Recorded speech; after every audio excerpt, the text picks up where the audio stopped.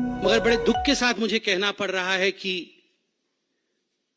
जो अभी मार्च चल रहा है तथाकथित इंडी अलायंस के सदस्यों का, घमंडिया अलायंस के सदस्यों का, vice president of India Jagdeep Dhankhar ji के साथ जिस प्रकार का व्यवहार किया गया है, जिस प्रकार से सार्वजनिक रूप से एक संवैधानिक उच्च पद पर प्रतिष्ठित व्यक्ति का अभद्रामी पूर्वक अपमान किया गया है, this is not just a political issue.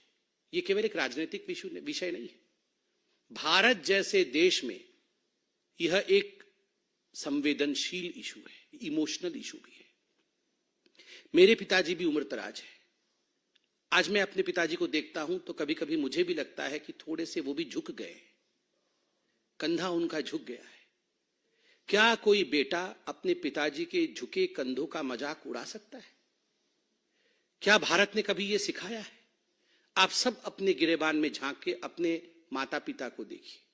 किसी के पिता 60 साल के हैं, किसी के पिता 70 साल के हैं। हो सकता है रीढ़ की हड्डी थोड़ी झुक गई हो सकता है कंधे थोड़े झुक गए हो सकता है वो थोड़े बीमार हो, मगर क्या हम अपने माता पिता का मजाक बना सकते हैं?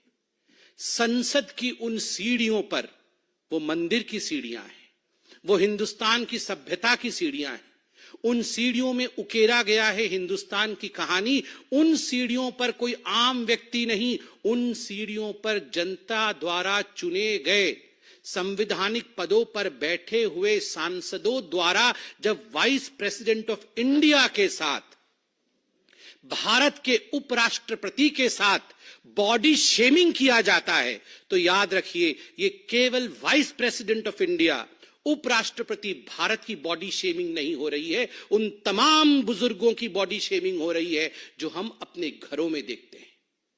और एक बात मैं स्पष्ट रूप से बता दूं और कान खोल के सुन ले,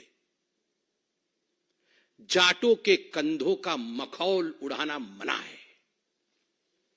हिम्मत किसकी है जो जाटों के कंधों का मखौल उड़ाए? ये फौलाद के कंधे हैं जाटों के। जब जब मां भारती की आवश्यकता रही है, जब जब मां भारती की सुरक्षा की आवश्यकता रही है, हमारे जाट भाइयों ने फौलाद के कंधों के साथ सीना तान करके हिंदुस्तान के लिए वो खड़े रहे हैं। इसलिए आगाह करते हैं, जाटों के कंधों का मजाक कोई ना उड़ाए।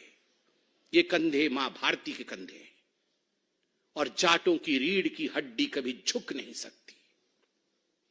ये वो रीढ़ की हड्डी है जो हम सबको एक करके खड़ा करती है। इसलिए जाटों की रीढ़ की हड्डी झुक गई है, इसकी मिमिक्री करने की कोशिश करना यह अपमानजनक है, आपत्तिजनक है, दुखद है। यह राष्ट्रीय शौर्य के साथ खिलवाड़ है। किसको छोड़ा है इस कांग्रेस पार्टी ने? किसको छोड़ा है इन इंडी अलायंस वालों ने? कितनी उच्च विचार की साधारण परिवार से, आदिवासी परिवार से हमें प्रेसिडेंट ऑफ इंडिया मिली है, भारत की राष्ट्रपति।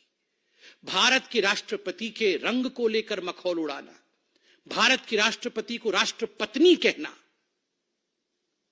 क्या चल रहा है? आपको जनता वोट नहीं देगी, आपको जनता हराएगी, आप अपना फ्रस्ट्रेशन राष्ट्रपति और उपराष्ट्रपति पर निकालेंगे, इस प्रकार की भाषा का प्रयोग करेंगे।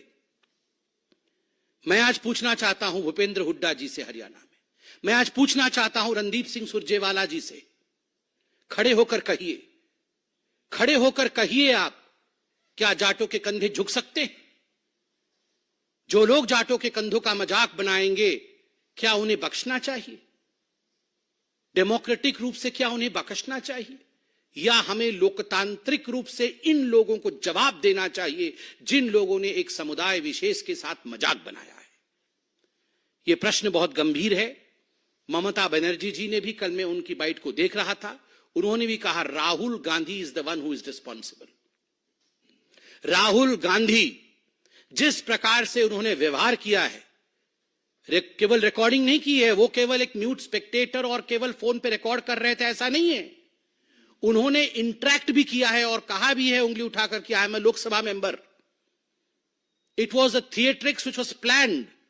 यह एक पूरा का पूरा विषय ऐसा था जो प्लान्ड तरीके से सुनियोजित तरीके से एक समुदाय और खास करके एक कॉन्स्टिट्यूशनल पोस्ट पे बैठे व्यक्ति को नीचा दिखाने का प्रयोग किया गया है। यह प्रयोग कभी भी सफल नहीं होगा। हिंदुस्तान की जनता सभ्यता और संस्कार में विश्वास रखती है। जवाब लोकतांत्रिक तरीके से हिंदुस्तान की जनता देगी। धन्यवाद।